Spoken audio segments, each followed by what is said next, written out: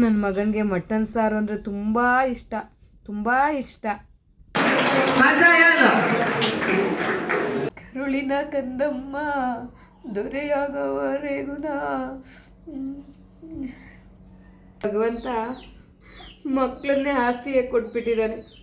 ನನಗೆ ನೀ ಸಾಕು, ನಿನಗೆ ನಾ ಸಾಕು, ನೋವೇ ಬಂದರು ಮುಂದೆ ಸಾವೇ ಬಂದರು, ನನ್ನ ಸೀರೆ ಜೋ ಜೋ ಜೋಲಾಲಿ, ಹೆತ್ತವಳ ಎದೆಯಲ್ಲಿ ನೀನೇ ತಂಗಾಳ್, ಕರುಳಿನ ಕಂದಮ್ಮ ದೊರೆಯಾಗವರೆಗುನ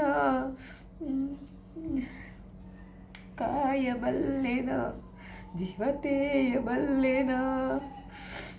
ತುಂಬ ಖುಷಿ ಆಗ್ತಿದೆ ಫ್ರೆಂಡ್ಸ್. ಯಾಕೆ ಅಂದರೆ ಮುಂದೆ ವಿಡಿಯೋ ಹಾಕ್ತೀನಿ ನೋಡಿ, ನೀವು ಖುಷಿ ಪಡ್ತೀರಾ. ಯಾಕಂದರೆ ತುಂಬ ಜನ ನನ್ನ ತುಂಬ ಅಂದಿದ್ದಾರೆ, ನಮ್ಮವರಾಗಿರ್ಬೋದು ಇಲ್ಲ ಬೇರೆಯವರಾಗಿರ್ಬೋದು, ನೀನೇ ಹಿಂಗೆ ಇನ್ನು ನಿನ್ನ ಮಕ್ಕಳಿಂದ ಹೆಂಗೋ ಅಂತ ತುಂಬ ಅಂದರೆ ಕೇಳಬಾರ್ದು ಆ ಥರ ಎಲ್ಲ ಅಂದ್ಬಿಟ್ಟಿದ್ದಾರೆ. ಕೆಲವೊಂದು ಟೈಮ್ ಮನೆಯಿಂದ ಈಚೆ ಬರೋಕ್ಕಾಗಿಲ್ಲ ನನಗೆ. ಆದರೆ ನನ್ನ ಈ ನೋವು, ನನ್ನ ಈ ಅವಮಾನ ಎಲ್ಲ ನೋಡಿದ್ದು ನನ್ನ ಮಗ ಇವತ್ತು ಎಲ್ಲರ ಮುಂದೆನೋ ತಲೆ ಎತ್ತಿ ನಿಲ್ಲೋ ಅಂತ ಒಂದು ಸಮಯ ತಂದುಕೊಟ್ಟಿದ್ದಾನೆ. ಯಾಕಂದರೆ ನಮ್ಮಮ್ಮ ತುಂಬ ಶ್ರಮ ಪಡ್ತಾರೆ, ತುಂಬ ಕಷ್ಟಪಡ್ತಾರೆ ನಮಗೋಸ್ಕರ. ಆದರೆ ಈ ಜನ ಹಿಂಗೆ ಅಂತಾರಲ್ವ, ಇವ್ರ ಮುಂದೆ ನಮ್ಮಮ್ಮ ನಾನು ಶ್ರಮ ಪಡಬೇಕು ನನ್ನ ಮಗನಿಗೋಸ್ಕರ ಒಂದು ಎಲೆ ಮಾಡಬೇಕು ಅಂತ. ಆದರೆ ನನ್ನ ಮಗ ಶ್ರಮಪಟ್ಟು ನನಗೊಂದು ಎಲೆ ತಂದಿದ್ದಾನೆ ಇವತ್ತು.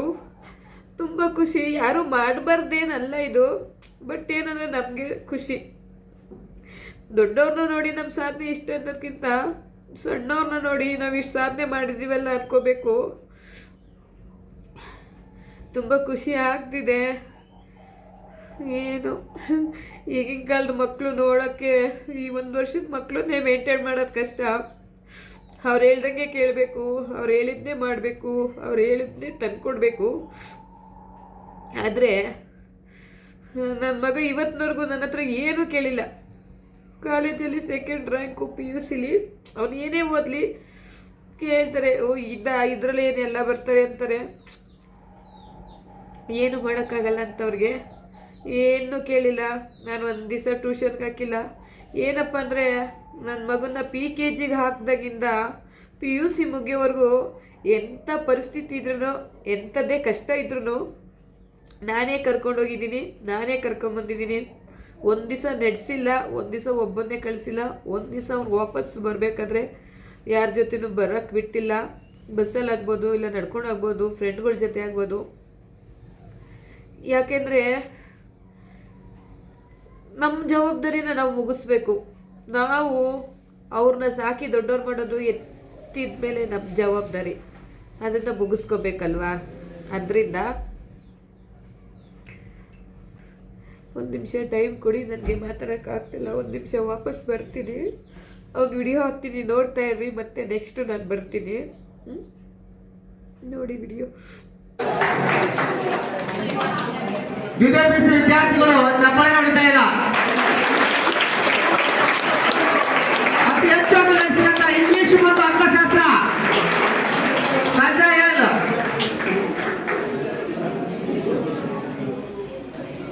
ಹಾಗೆಯೇ ವಾಣಿಜ್ಯ ವಿಭಾಗದಲ್ಲಿ ಲೆಕ್ಕಶಾಸ್ತ್ರದಲ್ಲಿ ಅತಿ ಹೆಚ್ಚು ಅಂಕ ಗಳಿಸಿದಂತ ಆಕಾಶ್ BS.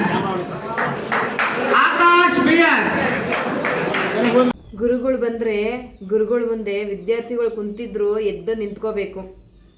ಅಷ್ಟು ಗೌರವ ಗುರುಗಳು ಕೊಡಬೇಕು ಅನ್ನೋದು ನಮಗೂ ಹೇಳ್ಕೊಟ್ಟಿದ್ದಾರೆ, ನಾವು ಕಲ್ತಿದ್ದೀವಿ, ನಿಮಗೂ ಗೊತ್ತಿದೆ.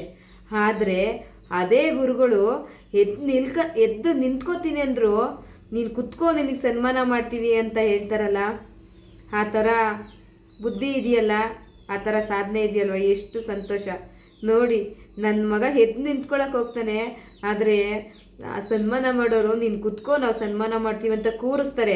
ಏಕೆಂದರೆ ನನ್ನ ಮಗ ಅಷ್ಟು ಬುದ್ಧಿ ಕಲ್ತಿದ್ದಾನೆ. ದೊಡ್ಡವ್ರ ಹತ್ರ ಹೇಗೆ ನಡ್ಕೋಬೇಕು, ಫ್ರೆಂಡ್ಗಳ ಹತ್ರ ಹೇಗೆ ನಡ್ಕೋಬೇಕು, ನನ್ನ ಹತ್ರ ಹೇಗೆ ನಡ್ಕೋಬೇಕು, ಒಂದು ಚೂರು ಅಹಂಕಾರ ಇಲ್ಲ, ಒಂದು ಚೂರು ಅಹಂಭಾವ ಇಲ್ಲ. ಯಾರಿಗೆಷ್ಟು ಮರ್ಯಾದೆ ಕೊಡಬೇಕು ಅನ್ನೋದು ಅವನೇ ಕಲ್ತಿದ್ದಾನೆ. ನಾನಂತೂ ಹೇಳ್ಕೊಟ್ಟಿಲ್ಲ.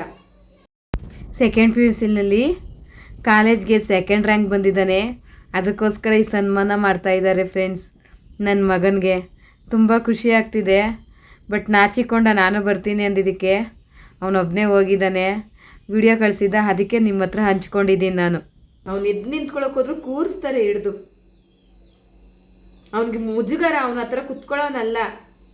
ಆದರೆ ಆ ಸಂದರ್ಭ ಅವನ್ನ ಗುರುಗಳ ಮುಂದೆ ಕುತ್ಕೊಳ್ಳೋ ಹಾಗೆ ಮಾಡಿದೆ.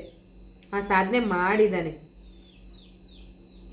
ನನ್ನ ಮಗನಿಗೆ ನಾನು ಅಂದರೆ ತುಂಬ ಇಷ್ಟ. ನಾನು ಬಿಟ್ಟರೆ ನಮ್ಮಮ್ಮ ಅಂದರೆ ಸಿಕ್ಕಾಪಟ್ಟೆ ಇಷ್ಟ.